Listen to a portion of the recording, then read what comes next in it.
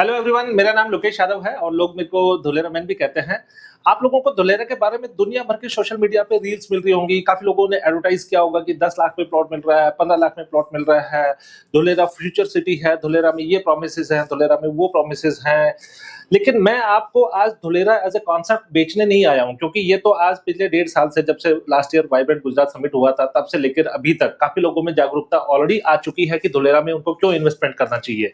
तो मैं आपको धुलेरा में इन्वेस्टमेंट करने के लिए एंटाइस नहीं कर रहा हूं, बट मैं धुलेरा की जो ज्योग्राफी है, कहाँ पे क्या चीज आती है, प्लस में कुछ मिसकंसेप्शंस है। काफी लोगों को लगता है कि एसआईआर में ही डेवलपमेंट आएगी, उसके बाहर नहीं आएगी। तो मैं उन सारी चीजों पे आज आपके साथ में बात करूंगा। आई एम श्योर आपको ये चीज ऑलरेडी पता चल गया होगा कि धुलेरा में क्यों इन्वेस्टमेंट करना चाहते हैं। तो मैं आपको ब्रीफली एक बार बता देता हूं कि लोग क्यों वहां पे इन्वेस्टमेंट करते हैं। There are mainly 3 reasons. पहला रीजन क्या है कि लो प्रॉपर्टी प्राइस। आज भी वहां पे प्रॉपर्टी प्राइस 5,000, 6,000, 7,000, 8,000, 9,000 रुपए स्क्वायर यार्ड का रेट मिल जाता है।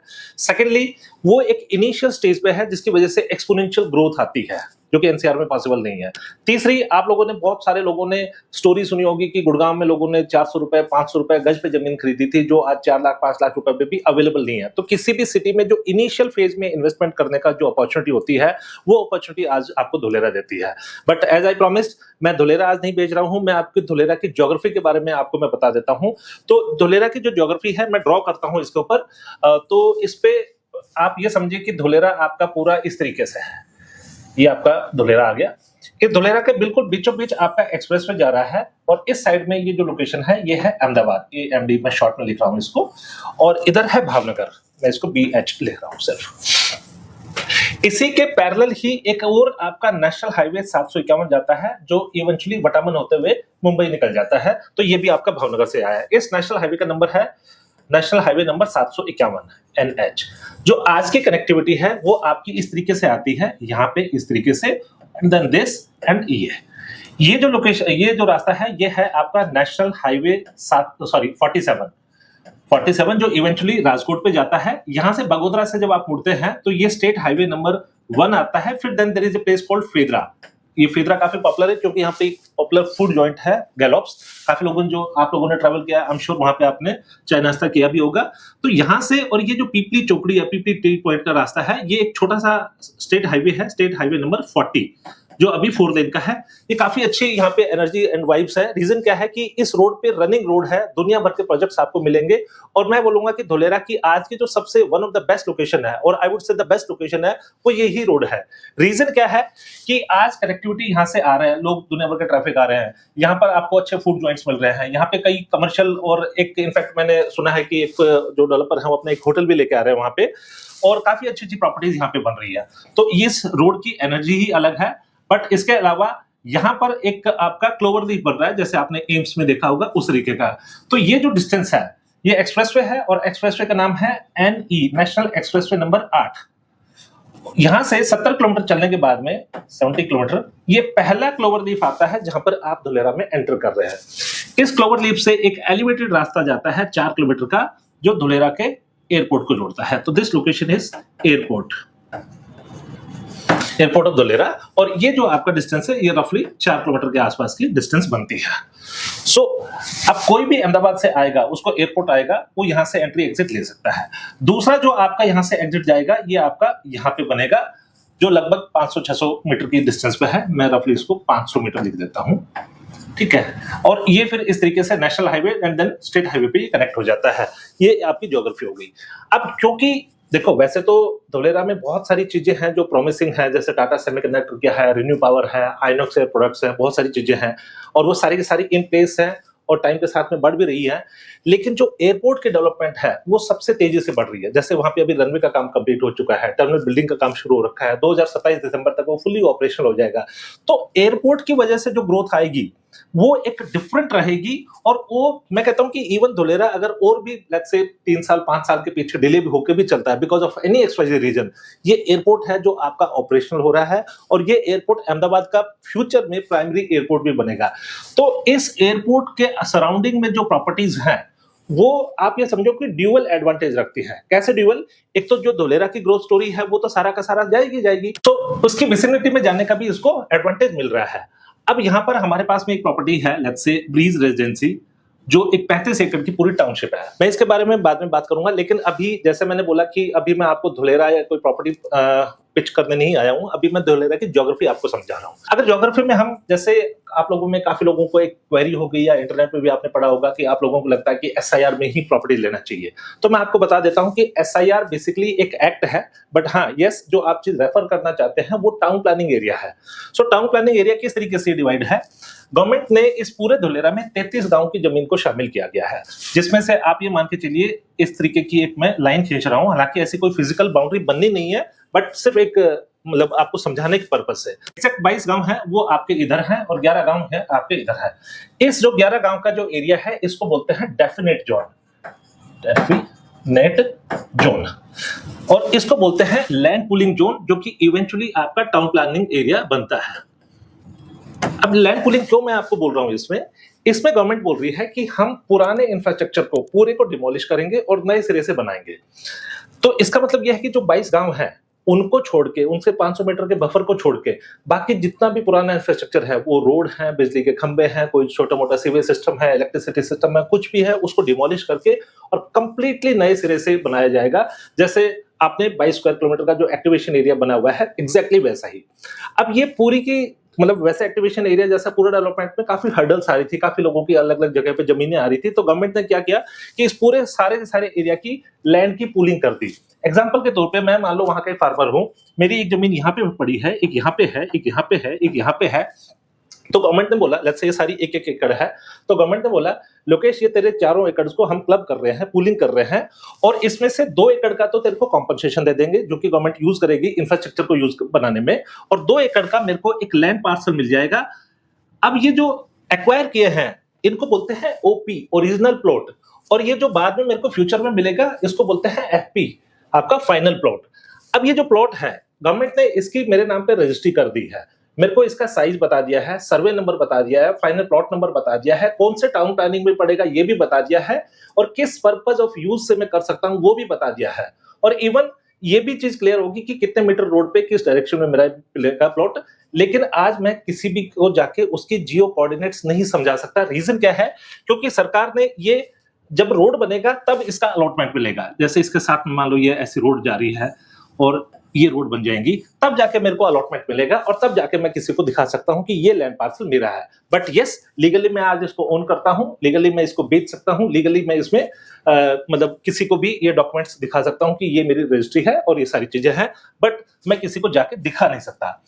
अब ये जो पूरा एरिया है, ऐसा ये पूरा एरिया है 920 स्क्वायर किलोमीटर का एसक्यूएम, ठीक है। इस 920 में से लगभग 500 स्क्वायर किलोमीटर का एरिया है जो ग्रीन जोन और कोस्टल रेगुलेटरी जोन के लिए खाली छोड़ा गया है, और जो डेवलपमेंट आएगी वो आएगी 422 स्क्वायर किलोमीटर के अंदर।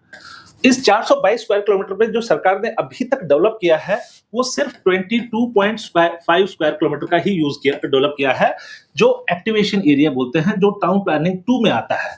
जो आपने वीडियोस देखी हैं वहां पे टाटा का मतलब टाटा सेमीकंडक्टर का प्लांट देखा है, रेन्यू का पावर देखा है, या फिर जो आर्टिफिशियल कैनाल के वीडियो देखे हैं, वो सारे के सारे यहीं पे ही आते हैं। ये लगभग 400 स्क्वायर किलोमीटर का एरिया और अलग अलग मतलब फेजेस में डेवलप किया जाएगा। अब इस पूरे एरिया को अलग अलग टाउन प्लानिंग्स में, ऐसे कोई स्ट्रेट लाइन नहीं है, बट मैं सिर्फ रिप्रेजेंटेशन के हिसाब से दिखा रहा हूँ। ये अलग अलग टाउन प्लानिंग, ये आपका हो गया TP1, TP2, TP3, TP4 and TP5 and TP6, town planning 1 2 3 4 5 6। तो यहाँ पर टाउन प्लानिंग 2 में छोटा सा एरिया आपका एक्टिवेशन के तौर पे डेवलप हुआ है, बाकी सारा का सारा फ्यूचर में होगा। कब होगा, honestly speaking except government nobody knows. और गवर्नमेंट भी सिर्फ अपना प्लान रखा है कि मैं इसको 2040 तक फेज मैनर में ग्रो करेगी, लेकिन कब तक करेगी और कौन से टाउन प्लानिंग को कब करेगी उसके बारे में अभी किसी को कोई आइडिया नहीं है। अब सरकार ने इस तरीके की ये चीजें करेंगी। अब हो क्या रहा है कि because of Tata semiconductor, because of आपका एयरपोर्ट और बहुत सारी और जो एम्प्लॉयमेंट अपॉर्चुनिटीज आई है, वहां पे माइग्रेशन शुरू हो जाए। सो यहाँ पे गवर्नमेंट को भी मालूम था कि इस तरह के डेवलपमेंट होने में अभी काफी टाइम लगेगा, तो गवर्नमेंट ने जानबूझ के 11 गांव की जमीन को इस लैंड पूलिंग में नहीं दिया, और 11 गांव की जो जमीन है इसको एज इट इज रखा। फॉर एग्जाम्पल यहाँ पे कोई लैंड पार्सल है, उसके साथ में कोई छिड़खानी नहीं की, जो जहां पे था वो वहीं पे रहेगा। जो डिफरेंस था, यहाँ पर पुराने इंफ्रास्ट्रक्चर को तोड़ के नए सिरे से यानी ग्रीनफील्ड डेवलपमेंट रहेगा, यहाँ पर पुराने इंफ्रास्ट्रक्चर को ही बेटर एंड अपग्रेड किया जाएगा। जस्ट लाइक जैसे अपने नोएडा में देखा है, गुड़गांव में देखा है कि जहाँ हैबिटेशन बढ़ती है वहां पे रोड चौड़ी कर दी जाती है, सीवेज सिस्टम बेटर कर दिया जाता है, या जो आपकी इलेक्ट्रिसिटी वायर थी उनको इंसुलेटेड तरीके से नीचे डाल दिया जाता है। तो इस तरीके का डेवलपमेंट, ब्राउनफील्ड डेवलपमेंट यहाँ पे हो रहा है। एग्जांपल के तौर पे आज से 2-2.5 साल पहले ये रोड भी सिंगल रोड होती थी, अब ये 4 लेन हो गया है। यहाँ पे मैंने मल्टीपल ऐसी रोड्स देखी थी जो पहले 4 मीटर की थी, आज वो 12 मीटर या 18 मीटर में कन्वर्ट हो चुकी है। तो this development is brownfield development just like Noida and Gurgaon. तो इसमें डेवलपर के पास में आज ही मालूम है कि उसकी जमीन कहाँ पे है। इसमें प्रॉपर वो अहमदाबाद अर्बन डेवलपमेंट अथॉरिटी जो वहाँ का टाउन प्लानर लगता है उस पे जाके इसकी प्लान पास करवाता है। उससे पहले ये NA नॉन एग्रीकल्चर में लैंड को कन्वर्ट करवाता है, प्लान पास करवाता है और उसको बेचना शुरू कर देता है। तो इस जमीन में भी आप जमीन यहाँ पे लो, यहाँ पे लो, यहाँ पे लो, यहाँ पे लो, यहाँ लो, यहाँ लो, यहाँ लो, कहीं भी लो, इन सब की रजिस्ट्री यहाँ धोलेरा तहसील में ही होती है। गवर्निंग बॉडी वही है सारा। और जिसको लोग SIR से बाहर बोल देते हैं, मैं उनकी जानकारी के लिए बता देता हूं कि वहां पे SIR से बाहर सो कॉल्ड जो कि डेफिनेट जोन है, वहां पे आ क्या रहा है। आपका जो सबसे इंपॉर्टेंट जो प्लेस होता है एयरपोर्ट, वो वहीं पे है। एरो सिटी वहीं पे है। डिफेंस एयरक्राफ्ट का मैन्युफैक्चरिंग यूनिट वहीं पे है। एयरबस एंड बोइंग का जो मेंटेनेंस रिपेयर और ओवरहॉल हब है, MRO हब जिसको बोलते हैं, वो वहीं पे है। कैडिला की 250 एकड़ की यूनिवर्सिटी वहीं पे है। पास में जाके लोथल का मेरीटाइम म्यूजियम भी वहीं पे ही है। So this is also I would say कि best opportunity for the investment, क्योंकि यहाँ पर आप अगर यहाँ पे कोई रेजिडेंशियल प्रोजेक्ट लेते हो जो कि है भी एक, वहाँ पे लगभग उसका रेट 21-22 हजार रुपए पर स्क्वायर यार्ड का है। और यहाँ पे मिनिमम जो प्लॉट साइज है वो 360 गज का होता है, बट बिल्डर 400 गज का करते हैं। तो आप ये समझो कि 80-90 लाख रुपए की आपकी इन्वेस्टमेंट कम से कम जाती है। हाँ, काफी लोग ये जरूर कर रहे हैं कि अब उनको यहाँ पे अफोर्ड नहीं कर रहे, तो वो सोचते हैं कि मैं TP6 में, 5 में, 4 में, 1, 2 में कहीं भी ले लूं। तो इसमें कुछ डेवलपर्स क्या करते हैं, या डेवलपर्स की मजबूरी आई वुड से कि काफी लोग इंसिस्ट करते हैं कि मेरे को चाहिए टाउन प्लानिंग में ही। तो मान लो मैं डेवलपर हूं और मेरा ये 1 एकड़ मेरे को फ्यूचर में मिलेगा, तो मैं जनरली क्या करता हूं कि टाउन प्लानिंग से कोई नक्शा पास नहीं करवाया, इसमें वर्चुअली 10 प्लॉट निकाल दिए 500-500 गज के। अब मैंने एक प्लॉट आपको दे दिया, एक किसी और को दे दिया, एक किसी को और को दे दिया। अब इसमें जो चैलेंज है वो ये है, 2 चैलेंज मेन है। एक चैलेंज ये है कि मैं आपको अपना लैंड पार्सल नहीं दिखा सकता। सेकंड चैलेंज ये है कि मैं आपको प्लॉट की रजिस्ट्री नहीं दूंगा, क्योंकि टाउन प्लानर से पास ही नहीं हुआ है, तो मैं उसमें प्लॉट नंबर नहीं डाल सकता कि प्लॉट नंबर 1 मैंने आपको दिया, 1, 2 आपको दिया। इसमें मैं या जो भी आपको रजिस्ट्री दे रहा है डेवलपर, वो क्या लिखेगा, 500 गज undivided share belongs to Amit, 500 गज undivided shares belongs to Ravi. इस तरीके से ये अनडिवाइडेड शेयर का रहेगा। अब भले ही यहाँ पे डेवलपर आज आपको बोल दे कि आपको 1 नंबर प्लॉट दिया जाएगा, 2 नंबर दिया जाएगा, लेकिन जब 5 साल, 10 साल, 12 साल के बाद में जब इसका फिजिकल अलॉटमेंट मिलेगा, उस टाइम पे अगर कोई पार्टी फैल जाती है कि मैं तो मतलब बराबर का शेयर होल्डर हूं, मैं ये प्लॉट नहीं लूंगा, ये लूंगा, तो हो सकता है कि लीगल चैलेंजेस उस टाइम पे क्रिएट हो जाए। तो ये 2 चैलेंजेस हैं जिसके चलते यहाँ पर लोग थोड़ा सा इंक्वायरी तो करते हैं, लेकिन ट्रांजैक्शन यहाँ पे नहीं आती है। लेकिन लोगों को जब ये बात समझ में आती है कि दिस इज ऑल्सो धोलेरा और उनकी सबकी रजिस्ट्री यही है, गवर्निंग बॉडी भी यही है और इतनी इंपॉर्टेंट लोकेशंस यहाँ पे आती हैं, तो वो लोग यहाँ पे लेते हैं। सो ये डेफिनेट जोन है।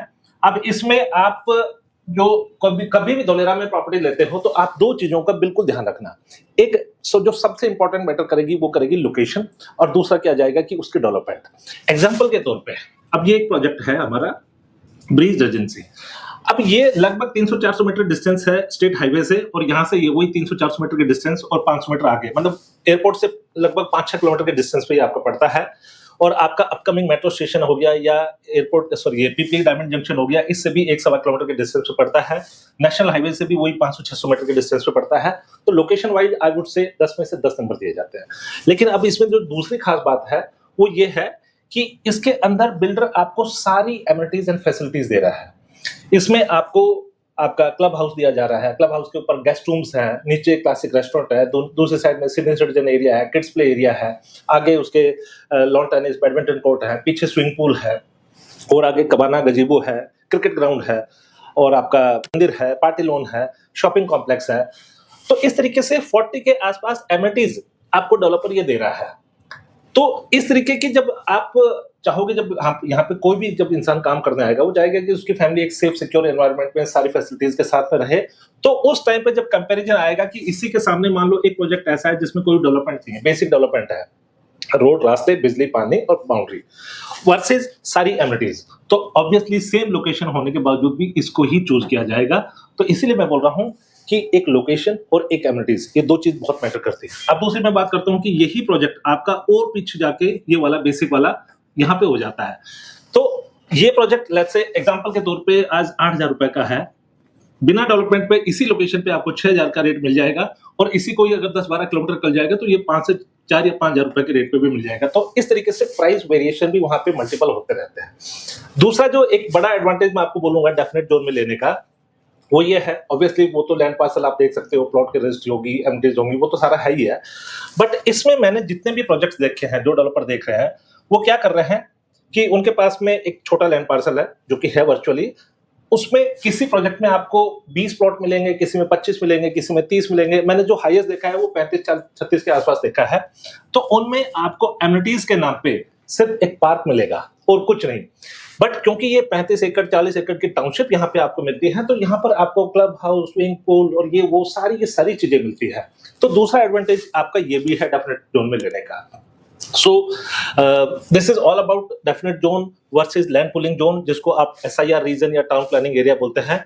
उनका डिफरेंस आई एम श्योर आपको पिछले 10-12 मिनट में जो मैंने बताया है काफी वैल्यू एडिशन की होगी। सो इसके अलावा आपको एक चीज और भी ध्यान रखनी है, इंपॉर्टेंट ये नहीं है कि एक्सप्रेसवे के पास आपका कोई प्रोजेक्ट है या मतलब कोई लोकेशन है। इंपॉर्टेंट ये है कि एक्सप्रेसवे के एंट्री एग्जिट के कितने पास है। आपने काफी सारे प्रोजेक्ट्स देखे होंगे जो कि बिल्कुल सटे हुए हैं एक्सप्रेसवे से, लेकिन उनको एक्सप्रेसवे पे एक्सेस करने के लिए, मतलब उतरने और चढ़ने के लिए आपको लगभग 10-12 किलोमीटर वापस घूम के आना पड़ेगा। तो इस चीज का भी आपको ध्यान रखना है कि जब भी आप कोई भी प्रॉपर्टी लेते हो, वो एक्सप्रेसवे का जो अपकमिंग जो क्लोवर लीफ है, जिसको डायमंड जंक्शन बोलते हैं वहां की लोकल लैंग्वेज में, उसके पास हो। तो इस चीज के उसमें आपको बिल्कुल विशेष ध्यान रखना है कि उसकी एक्सप्रेसवे की एग्जिट एंट्री से कनेक्टिविटी कितनी दूर है। So that's all about Dholera. अब आपको इसके बारे में और ज्यादा जानकारी है, आप कोई किसी तरह के आपके कोई और सवाल रह जाते हैं, कोई कंसल्टेशन आप करना चाहते हैं, तो नीचे दिए हुए नंबर पे आप कांटेक्ट कर सकते हैं।